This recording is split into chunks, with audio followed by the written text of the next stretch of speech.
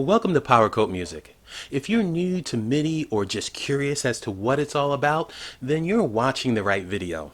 I'm going to explain what MIDI is in simple, common terms to help make it easier to understand. In this video, we're going to cover MIDI hardware, cables, sequencer, messages, and much more, again, in simple terms. So stay with me, sit back and relax, and check this video out. You will not regret it. Now let's start at the very beginning. In 1983, the first version of the MIDI communication protocol, remember a protocol is just a set of rules based on how something is supposed to be done, how it works, right? The first MIDI protocol was released. It was developed by a guy named Dave Smith. Now, at that time, Dave Smith was the founder of a legendary synthesizer company called Sequential Circuits. In 1985, just a couple years after that, a group of music instrument and computer manufacturers band together to try to agree upon a common set of standards which would allow these products to communicate with each other, which is now known as MIDI. And that group was called the MIDI Manufacturers Association, or better known as the MMA, and they are still around controlling the standard today. Now, there are two basic aspects of the MIDI standards. The first is what kind of wiring is going to be used to connect MIDI devices. The second is what messages are going to actually be sent through those wires. Now, for those of you who don't know, the term or word MIDI is an acronym for Musical Instrument Digital Interface, okay? Communications. Now, MIDI has opened up some awesome opportunities for musicians and music lovers around the world. Let's talk about some of the things that MIDI has made possible. First, anyone can enjoy pre-recorded MIDI programs performed by, your PC, tablets, cell phones, along with synthesizers, sound modules, you name it today, right? With this, you can take advantage of something called general MIDI, which is really simplified. It's a separate but related standard, which we're going to go into in just a moment. So again, stay with me in this video. You can connect MIDI-equipped instruments and devices to other MIDI products such as keyboards, sound modules, drum machines, PCs, etc. Anything that produces sounds for recording, playback, and manipulation. Okay, this is key. MIDI allows a single instrument or device to control a number of other MIDI devices at the same time, providing the creation of some complex sounds and functionality. Now, you can set up, for instance, on a keyboard, specific areas like the top keys, the middle keys, or the lower keys, or on a drum machine, certain buttons that you push, or on other MIDI devices that have other controls or other individual devices. Now, once you do that, just about any musical instrument or related device can be adapted to control other MIDI devices. So you can have certain sections of a MIDI device control other devices, while other sections of that same controlling device can control other or many other different devices. This can get complex, creative, and fun. With MIDI, you can record your performances into MIDI recorders called sequencers. Sequencers are MIDI recorders, which are found on keyboard workstations in many cases and software products such as, or that are called digital audio workstations, or you might hear the term DAW. That's what this is. Once recorded, MIDI performances can be tweaked and modified to perfection any way you want. Arrangements can be reorchestrated, rearranged, even after they've been recorded. Okay? You can even fix mistakes during your MIDI recorded performances. That's one of the things I love.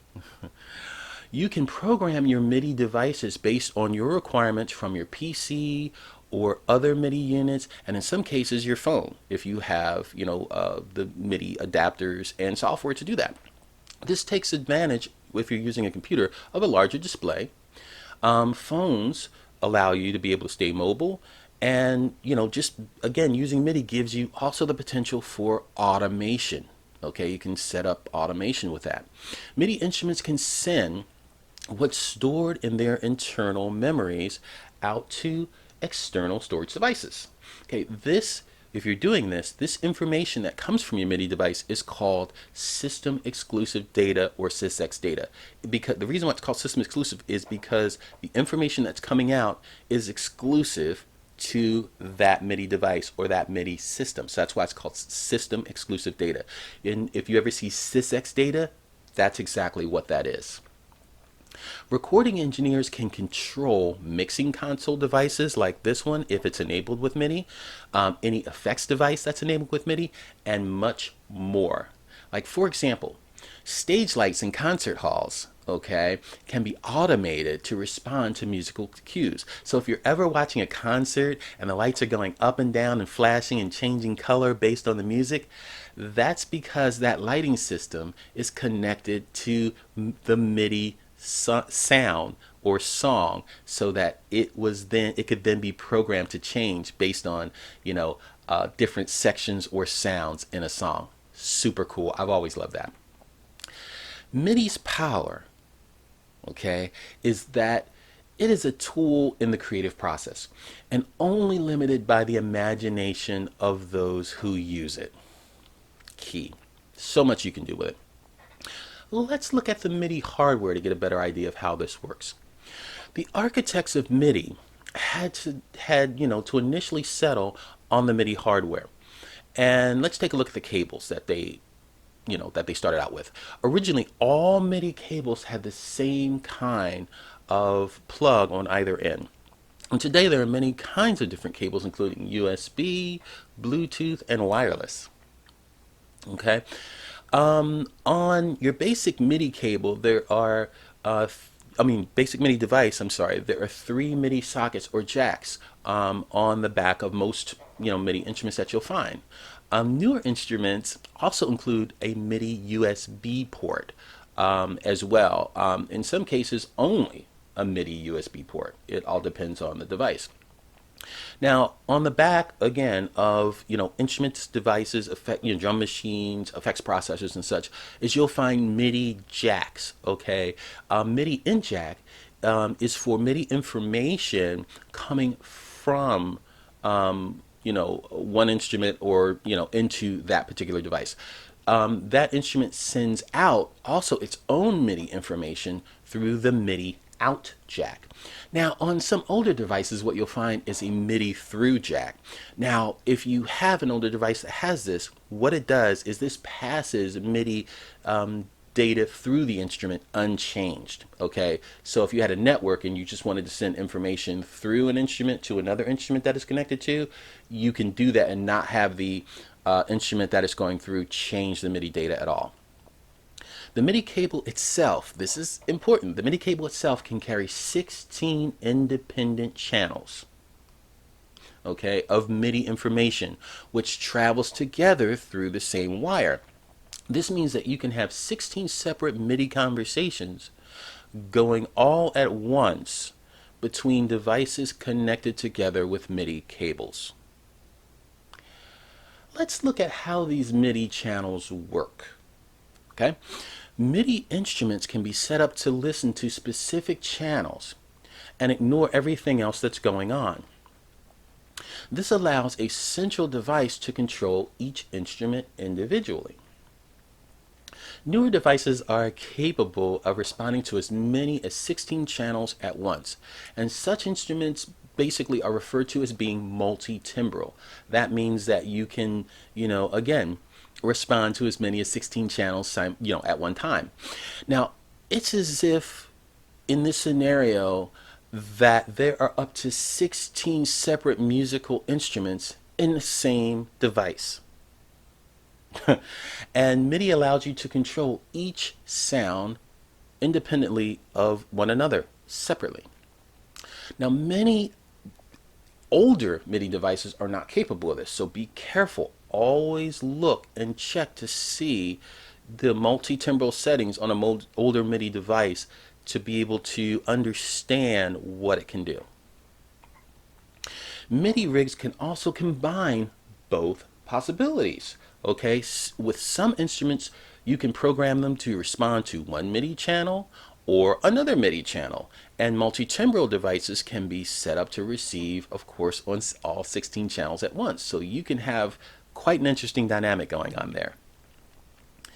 Okay, what travels up and down these channels are called MIDI messages. And these constitute the second major component of what makes MIDI what it is. Let's take a look at that. Let's look at how MIDI messages work. Now, MIDI works much like the old player pianos. If you've ever seen these old movies, or if you've ever been in a museum and seen an old player piano with their sheets of hole punch paper telling the keyboard mechanism which keys to press up and down and when, MIDI kind of works the same way. So see, it's not sound that's sent through MIDI cables. That's key. Keep that in mind. It's not sound. It's just instructions from one MIDI device called a controller to another device.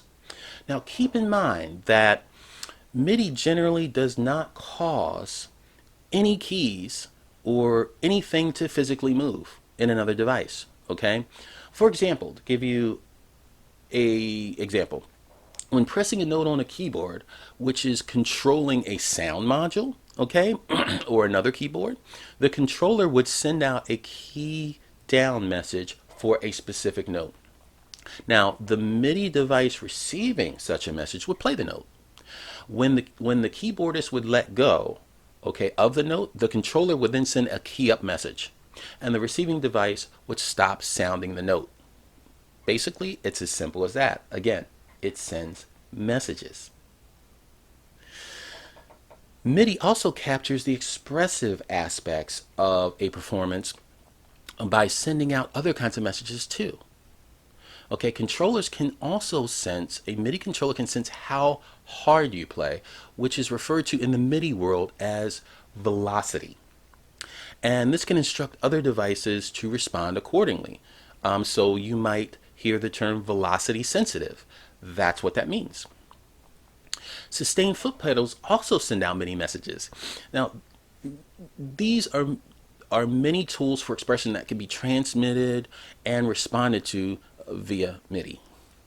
Okay, to tell an instrument which sound effect or program that you want to hear, you would send, for instance, a MIDI program change message.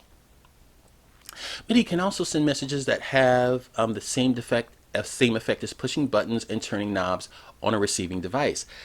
This can help you with automation, or automating another device, or controlling another device's functionality. Okay, to make sure that only the intended instrument listens to such instructions, MIDI sends a special greeting in a language that only it can understand. And let's get into that. Every MIDI device has its own unique language. This is very important. And their initial greeting messages when they are talking to another MIDI device is referred to as a system exclusive header. Remember, we talked about system exclusive to that system.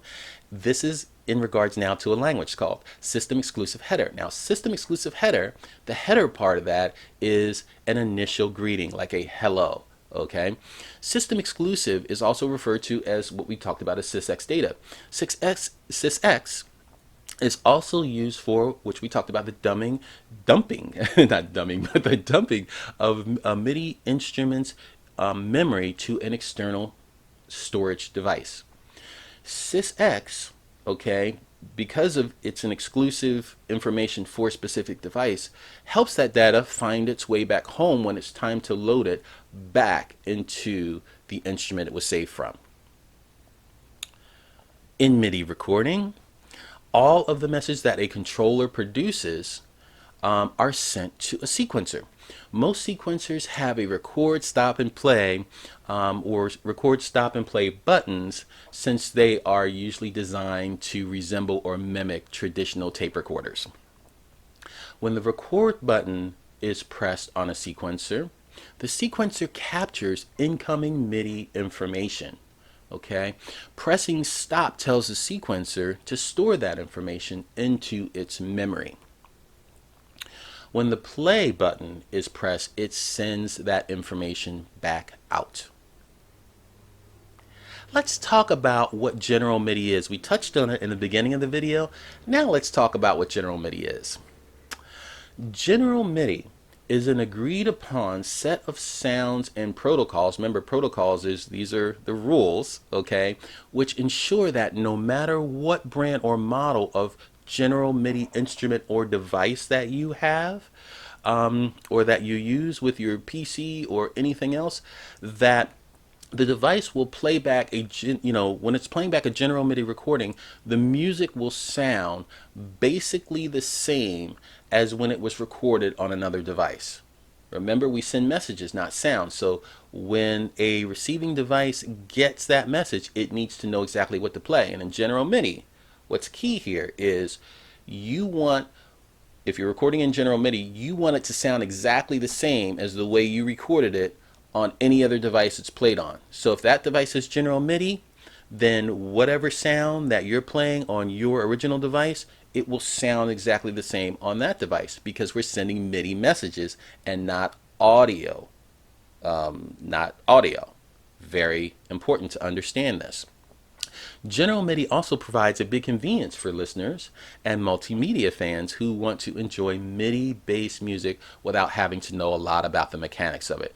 This really simplifies MIDI much more based on what I just said. All general MIDI supporting products, or any products that support general MIDI, will sport a general MIDI logo. So if you want to really get into general MIDI and have MIDI in a more simplified way, and it's easy to use, and make sure that your sounds will always be the same no matter what device you're sending it to, look for the general MIDI logo on whatever device that you buy for this. So general MIDI accomplishes its predictability by using very specific set of agreements on a number of MIDI issues. Okay, let's talk about general MIDI sounds and how that works. Now, in the larger MIDI universe, any sound may reside anywhere in an instrument's memory. Okay, again, however, with general MIDI, okay, in that world, the sounds, they always reside in the same numbered locations. That's how on your initial device, they will sound the same on another general MIDI device if you're recording on a general MIDI device. And this guarantees that if a programmer uses a particular sound, okay, when they program their general MIDI music, like, again, anytime anyone anywhere plays that music back on a general MIDI instrument, that same sound will be invoked. That is important. Let's move on to a fun aspect of this, which is the general MIDI drum kits. Okay, another important convention used by general MIDI instruments are general MIDI drum mapping. And what we talked about before are, that's basically mapping. Okay, the general MIDI drum maps are available on several different styles with different drum or percussion sound on every keyboard. So if you're using a keyboard, which a lot of people do, most keyboards today, the newer ones come with general MIDI. Okay, so for instance, if you are using a keyboard and you're playing drums with general MIDI, for instance, running from the way that it would work on every general MIDI keyboard is running from the note B 2 octaves below middle C, these are where the drums are, to D sharp, and again, we're getting a little kind of music here, from D sharp to E, 2 octaves above. Those are where the drums would reside.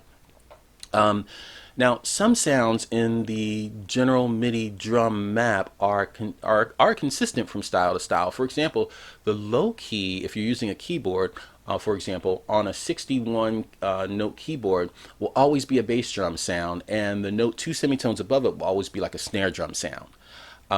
Drum maps in general MIDI are always addressed via MIDI channel 10. So if you go on MIDI channel 10, you know that is a general MIDI channel when you're making your configuration, and that way, whatever device you're using will always know what's going on. I hope this short introductory and summary helped your basic understanding and introduction, with MIDI. That's about it. If you like this video, please give it the thumbs up. Click the subscribe button on your screen now and join our group. We have new videos coming out every 7 to 10 days, and we would love to have you be a part of our team. Also, leave some comments in the comment section below and let us know what you thought about this video. While you're here at the channel, take a look at some of the other videos, listen to the music, and let us know what you think about that too. Thank you so much for stopping by. We really appreciate it, and we look forward to seeing you soon.